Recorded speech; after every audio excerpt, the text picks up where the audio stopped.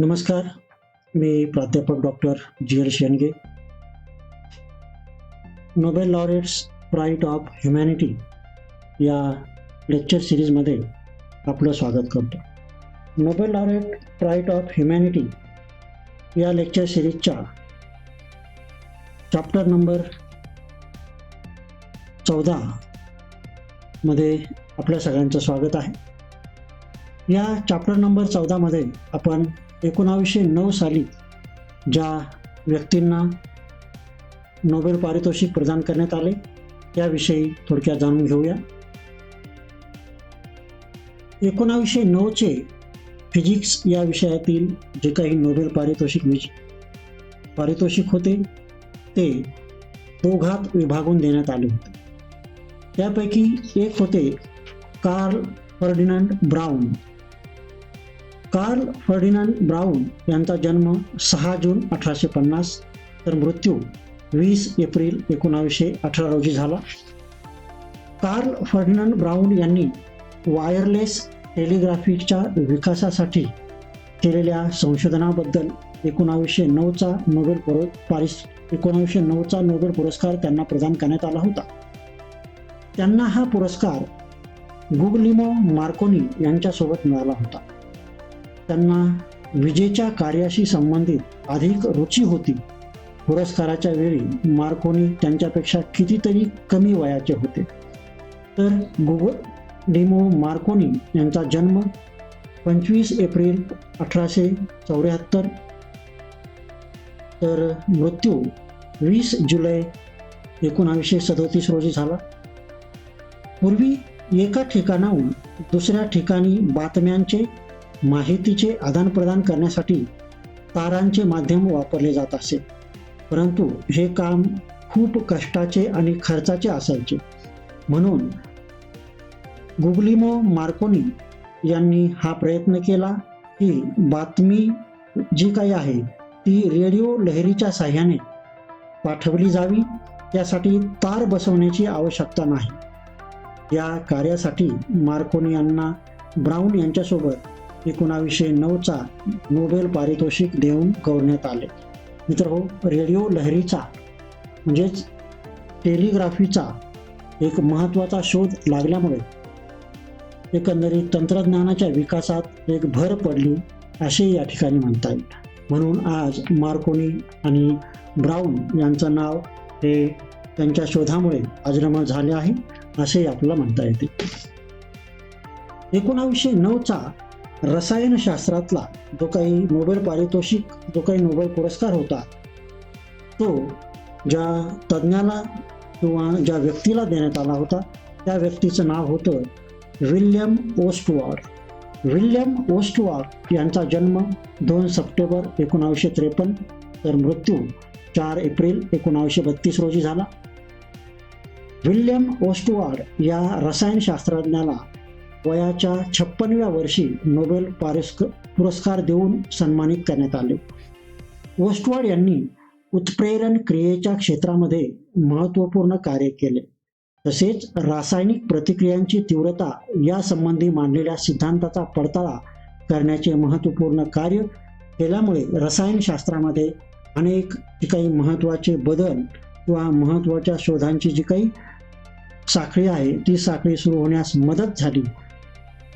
अशा या विल्यम ओस्टवॉर्ड यांना 1909चा रसायनशास्त्रातला नोबेल पुरस्कार देऊन गौरवण्यात आले होते. त्यानंतर आपण 1909 साली औषध निर्माण किंवा शरीर विज्ञानशास्त्रातला जो काही नोबेल पुरस्कार होता तो ज्यांना मिळाला त्यांच्याविषयी आपण या ठिकाणी थोडक्यात जाणून घेऊया.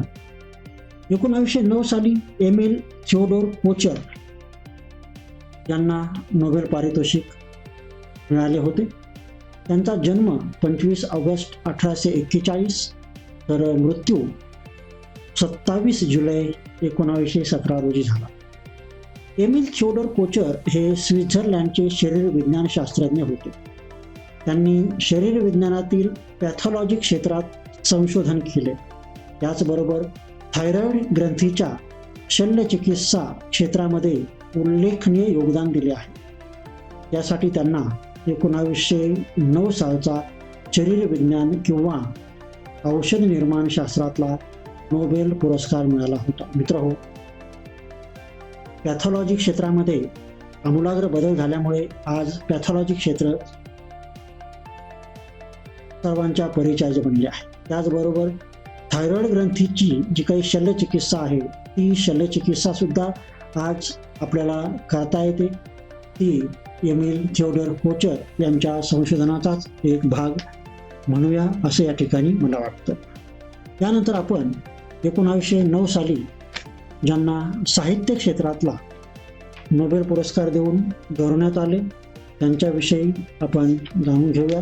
1909चा साहित्य क्षेत्रातला जो काही नोबेल पुरस्कार होता तो सोल्मा लागरलोफ यांना देण्यात आला होता. सोल्मा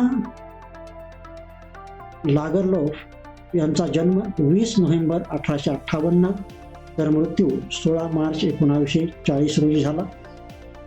सेल्मा लागरलोफ ह्या सुप्रसिद्ध कादंबरीकार होत्या. त्यांचा जन्म एका चांगल्या कुटुंबात झाला होता. त्यांच्या साहित्यामध्ये आध्यात्मिक विचार, आदर्शवत कल्पना, सौंदर्यसृष्टी इत्यादी अंतर्भूत बाबी निदर्शनास येत होत्या. त्यांना 1909 साली साहित्यातील नोबेल पुरस्कार मिळाल्यावर स्वीडनच्या सम्राटाने एक मेजवानी देऊन त्यांना सन्मानित केले. त्यांना त्यांच्या वडिलांनी साहित्यलेखन करण्यास प्रोत्साहन दिले. त्याबद्दल त्या नेहमी वडिलांप्रती कृतज्ञता व्यक्त करीत असत. सेल्मा यांना 6 भाषांचे ज्ञान अवगत होते. अशा या बहुभाषिक विदुषीला 1909चा साहित्य क्षेत्रातला नोबेल पारितोषिक देऊन गौरवण्यात आले. त्याबद्दल खरं तर साहित्य क्षेत्रामध्ये एक वेगळं वलय, वेगळा आयाम निर्माण झाला आहे असं आपण म्हणूया. त्यानंतर 1909 साली शांतता क्षेत्रामध्ये काम केल्याबद्दल किंवा जागतिक शांतता प्रस्थापित केल्याच्या कामाबद्दल ज्यांना शांततेचा नोबेल पारितोषिक दिला गेला त्या 2 महान विदुषीविषयी आपण या ठिकाणी जाणून घेऊया. 1909चा शांतता क्षेत्रातील जो काही नोबेल पुरस्कार होता तो बर्नार्ड डी एस्ट्रेन डी कॉन्स्टंट आणि ऑगस्ट मेरी फ्रँकाईज बिर्नार्ड या दोघांना देण्यात आला होता. त्यापैकी बॅरॉन डी एस्ट्रेन डी कॉन्स्टंट हे यांचा जन्म 22 नोव्हेंबर 1852 तर मृत्यू 15 मे 1924 रोजी झाला. बॅरॉन डी एस्टर्ने डी कॉन्स्टंट हे फ्रान्सचे सुप्रसिद्ध राजनीती तज्ज्ञ होते. फ्रान्स सरकारची सेवा केल्यावर ते राजकारणात आले. आपापसातील वाद परस्पर समझोत्याने मिटवले पाहिजेत या मतावर ते ठाम होते. युद्ध, भांडण हे करून प्रश्न सुटत नसतात तर ते वाढतच जातात असे त्यांचे मत होते.